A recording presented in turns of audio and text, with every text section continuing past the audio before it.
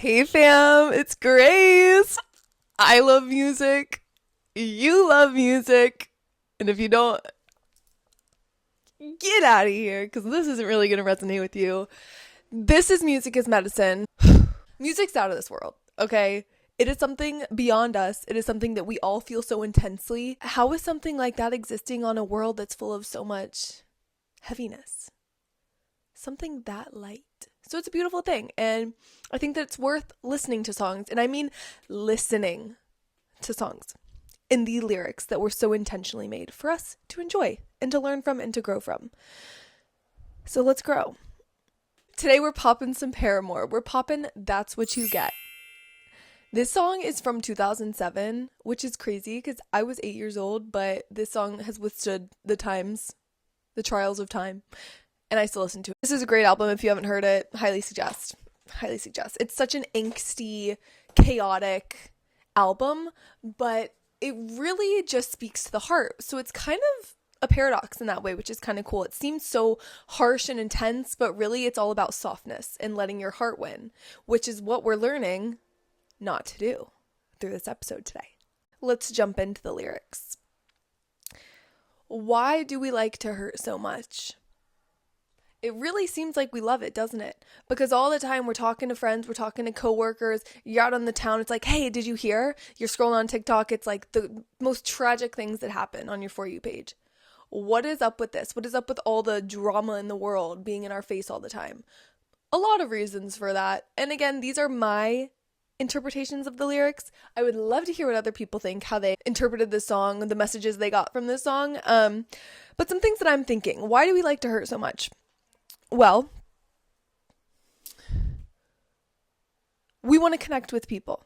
You've heard of trauma bonding. We want to connect with people. When you have something going on, first of all, you don't want to feel alone. You want to share that with someone. You want someone to hear you out. You want someone to sympathize with your pain, tell you that it's not your fault, tell you it's going to be okay. Whatever it is that you're looking for that validation externally. So we want to share these things and we want to have a community to bond with and to connect with, and sharing our pain a lot of the times is a very easy, quick way to connect with people and to bond with people, and it makes a lot of sense.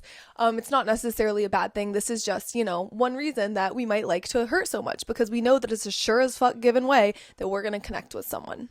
And we're going to be seen and we're going to be heard. I've been doing this. We all been doing this. I did this the other day because there was this guy from my gym who he was like literally my friend.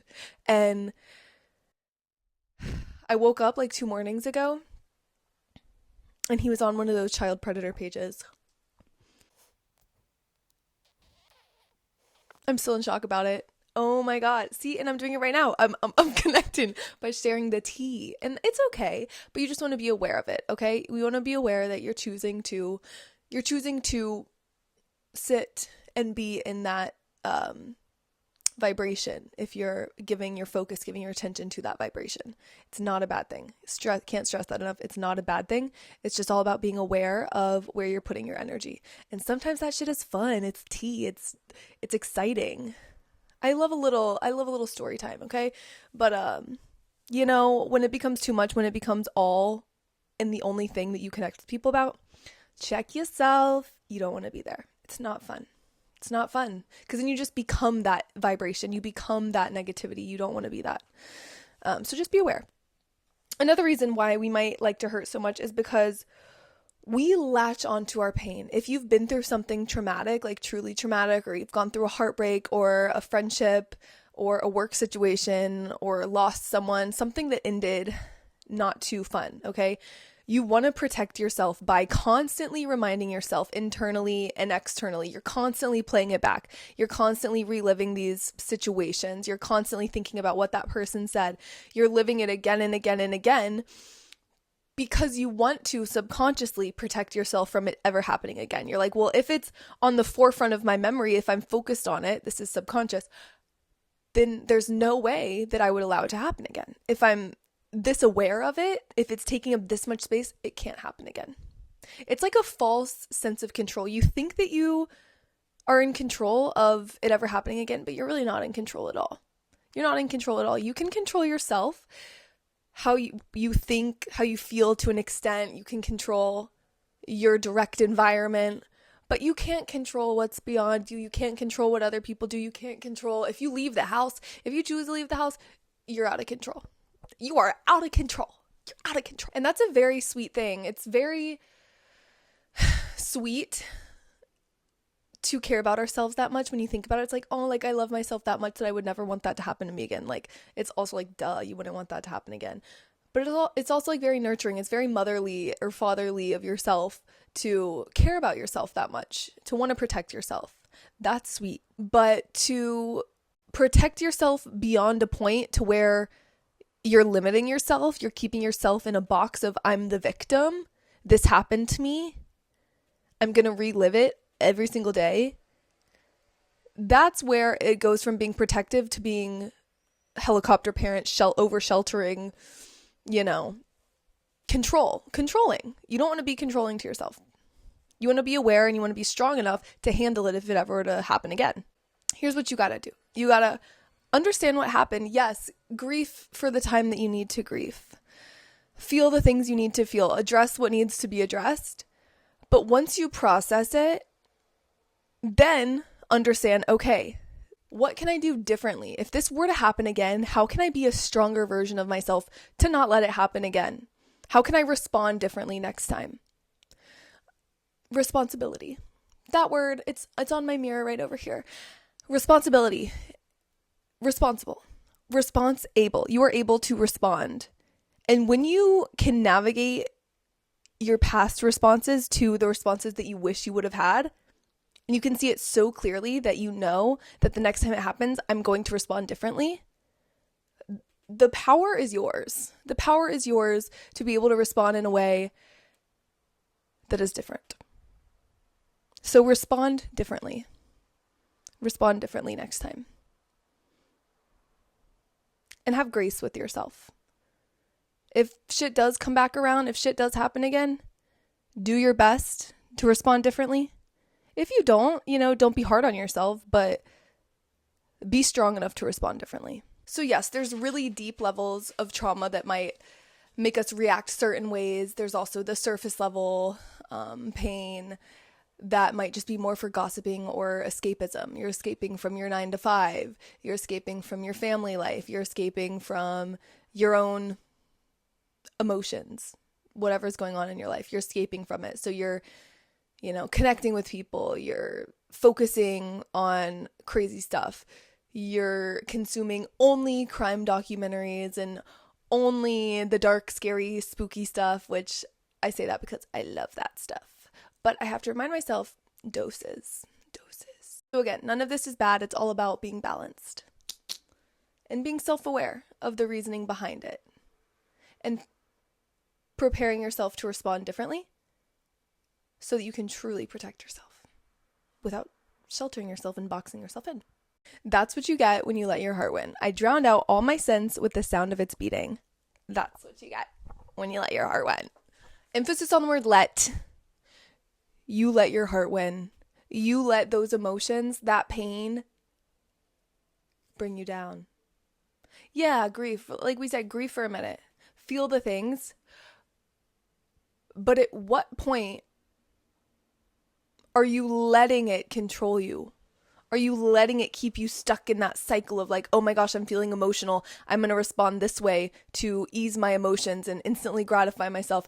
Okay, now I'm emotional again about the same exact fucking thing. I'm going to do the same things. At what point are you like, girl, boy, it's time to change, bro. It's time to do something differently.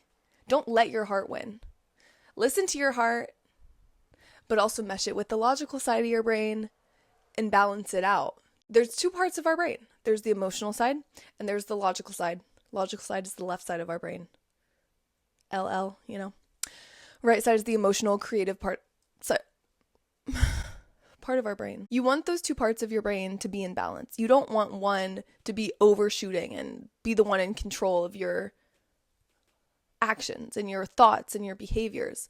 When one of them is in full control, logic or emotion, this song is all about the emotional side, but when either one of them are in control, it's not balanced. It's not gonna lead to the best choices for you. Let yourself feel the things, but also be aware that like, oh shoot, am I in need of a little self-check. Let's get it together. Think logically. And here's what I was just thinking actually in the shower just a minute ago. I have a friend who I feel like I am losing.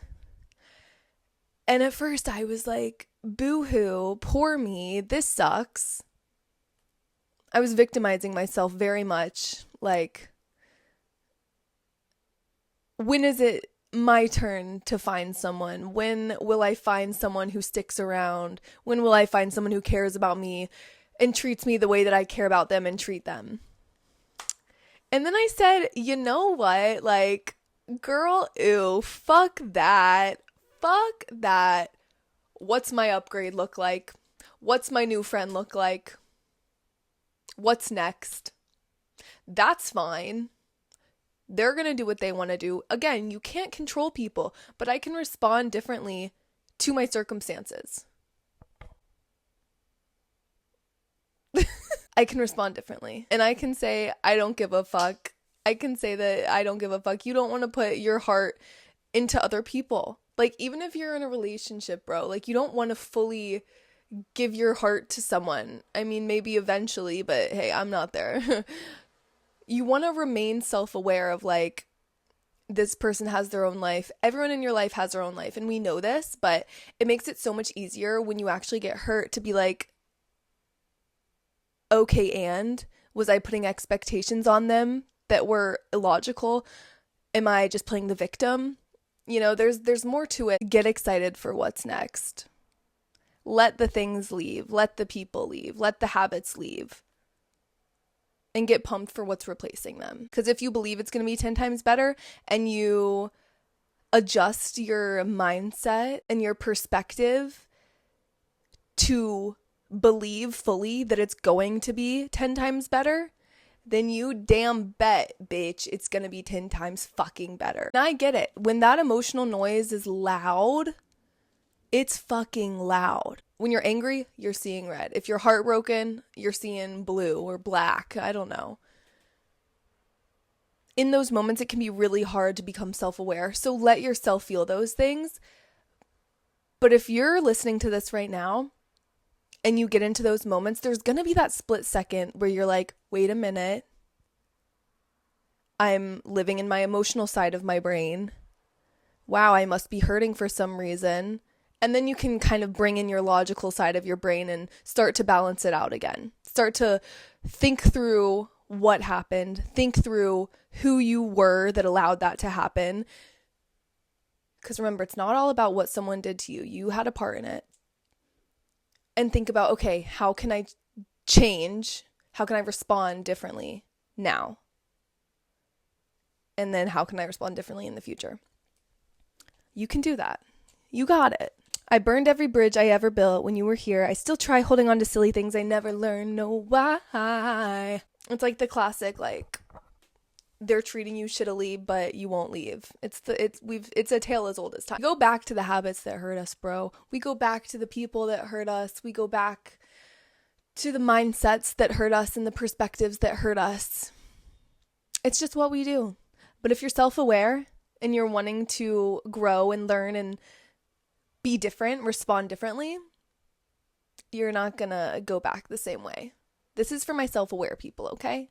So if you're here, then you're gonna be okay. You're gonna be fine. If you found this, you're gonna be fine. You're gonna be okay. Because you're trying. And a lot of people aren't trying. A lot of people are just shut off to it. And if we're trying and we're doing our best, we're gonna be able to be our best, which means we're gonna be able to help people who aren't self-aware and who don't know where to start. So once you're aware of the habits that are breaking you down, that are holding you back, once you're aware of the people or the places or the environments or the material objects that are keeping you stuck, once you're aware of it, it's your responsibility to respond differently.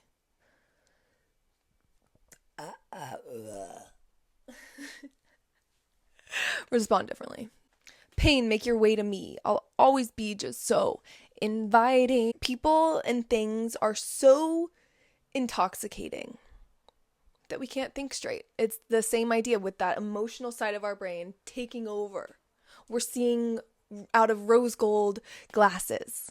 We love them though. But they beat us, but we love them. Sorry, that was an intense example, but I'm serious. They're hurting you physically, emotionally, mentally, but you keep going back. Or you see it happening to your friend, they keep going back. It's like you can't do anything to shake them. But listening to this right now, prepare yourself. Prepare yourself to be strong enough to identify those things. Identify it so that you never get into those situations. Or if you're here and you're in those situations, know it so that you can seek help and you can get out of those situations. It's up to you to not let your heart win. It's up to you to be self-aware enough to respond differently and to make changes that you need to make. Don't let your heart win. Use that gut feeling to become self-aware and be like, oh shit, something needs to change. I need to do something differently. Being self-aware is everything. Responding differently is everything. It's gonna make you a boss, bitch, money maker, ass shaker. Anyways, don't let your heart win. Let your heart and your logical mind win. Let them balance each other out. Let them do a little dance. You got this. I got this. We got this. Drink to that. Hypothetically. Metaphorically. Okay, bye.